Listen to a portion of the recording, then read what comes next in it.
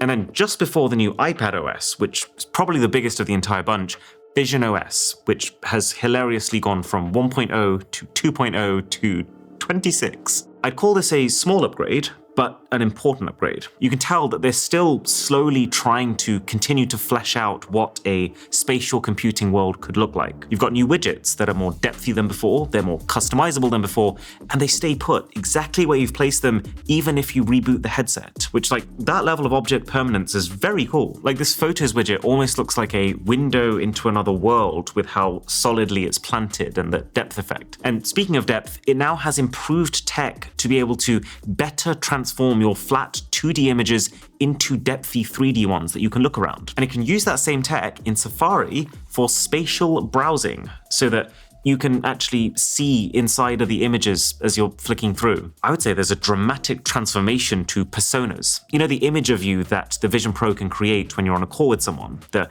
hair, the lashes, the complexion.